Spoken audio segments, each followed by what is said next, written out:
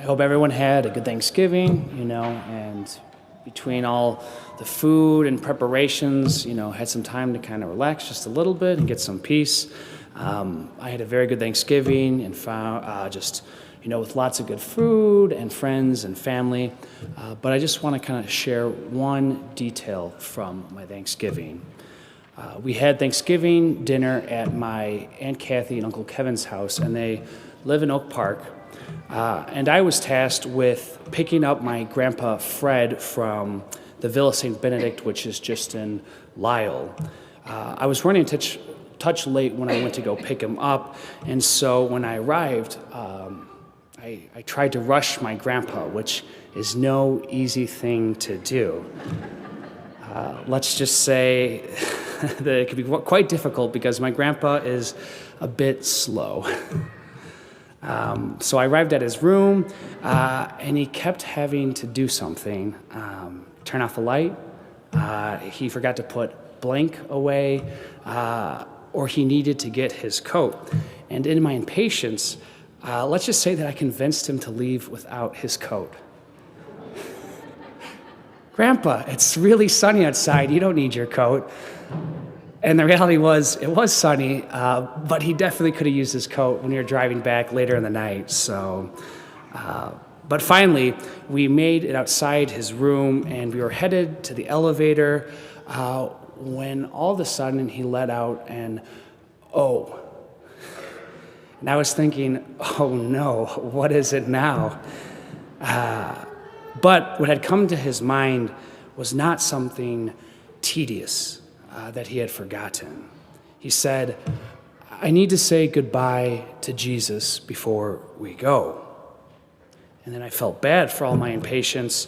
And although I'd refused him his coat, I certainly wasn't going to refuse him this request. And so we headed over to this beautiful chapel that they have at the Villa St. Benedict. And my grandpa Fred, with his walker, reverently inched himself over under the eyes of these statues of these great saints like St. Benedict and St. Scholastica over to this chapel where they had Jesus and the Eucharist reserved. There he looked up at the tabernacle, paused for a second, closed his eyes, bowed, and then looked back up before he turned and left. It was at this moment that I realized Jesus was my grandpa's dearest friend. That though he lost one of his dearest friend, Joan, his wife, my grandma, this past September, his dearest friend, Jesus, had become all the more dearer. The readings tell us today that God is both a good shepherd and a just judge. The psalm that we sung today, for example, speaks to God as the shepherd who leads his sheep to living waters, who protects them from the wolves, who just loves and cares deeply for his flock. But also in the gospel, we have this kind of dramatic scene of God as judge who passes judgment upon us, who separates the sheep from the goats. And our God, from these readings, we understand at the end of our time, at the end of all days of this earth, will stand in judgment, and there will be consequences for the way we lived our lives, and it'll be God who places the judgment upon us. God is both the good shepherd and the just judge, and this is how he has revealed himself to us. But people don't want to hear about God as a just judge. Look around, and everyone seems anti-judgmental, or at least they're anti-judgmental until you disagree with their judgment, and then they judge you. But the reality is that we need to make judgments every single day. When you woke up this morning, you judged that you needed a heavier coat. Perhaps you judged that you needed to leave a bit earlier because of the snow. You might have judged the action of your children, of a child who was wearing a sweater, and told them to put on a heavier jacket. There's nothing wrong with judgment in general. What we struggle with is being judged and found wanting. We don't mind, in fact, and we enjoy it when we have been judged and found that we have done well. For example, receiving good grades on a paper. but it's when we receive bad marks, even when we deserve it, that we feel uncomfortable. We don't have a fear of being judged well. We have a fear of being judged and being found wanting. But you know what? Having this fear is okay. Having a healthy fear of judgment is okay. It's an important motivator that drives us to do the things we need to do, the things we should do. It drives us to do our jobs. It drives us to do well in school. It drives us to raise our kids well. It drives us to practice our faith. And this motivation alone has led some people to do amazing things.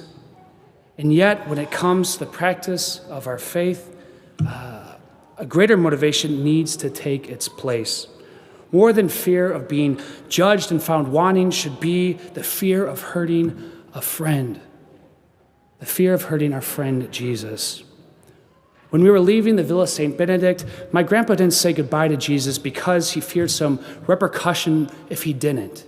My grandpa prays the rosary multiple times a day. He prays for me in my own priesthood. He goes to daily mass because he loves Jesus, because Jesus is his dearest friend. I don't know why you're here today. I'm glad you're here today. I don't know if it's because you were dragged here, if it was obligation or simply fear, but my hope for all of us here is that the reason for why we come here on Sunday, why we do anything and everything, is the same reason why we wouldn't miss a best friend's birthday.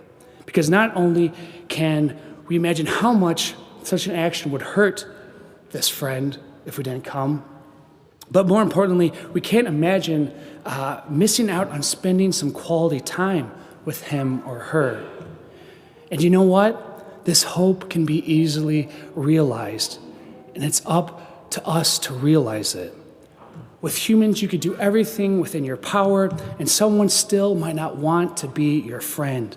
With God, you can try everything that would seemingly make you unworthy of God's friendship, and yet he would still want to be your friend. And the reality is that he has done everything for love of you. He loved you so much that he became man and sacrificed himself on the cross for love of you, that you might have life and have it eternal. He knew you and loved you before you were even knit in your mother's womb. He loves you so much that he humbles himself at every single Mass, coming to us under the appearances of bread and wine to give us his grace. God is doing everything within his power to be your friend, your truest, greatest, and dearest friend. The question we need to ask ourselves, the question we need to pray with is, what are we doing to reciprocate that friendship? Speaking about not wanting to miss out on a best friend's birthday, Christmas, the birthday of the greatest friend, the greatest lover, is just around the corner. In this Advent and Christmas season, often there's just so much generosity. People are so good at being generous, so good at giving gifts to others and receiving gifts, that sometimes they can forget about the birthday boy, Jesus. He who is the greatest gift giver, he who has given us everything. What are you going to give to Jesus this upcoming Christmas? My encouragement to you this upcoming week before Advent begins is to pray and think about what you are going to gift Jesus this Christmas. And more than any material gift, he desires quality time with you. How are you going to reciprocate Christ's friendship this Advent? How are you going to grow in his friendship? How are you going to not live in fear, but live in love?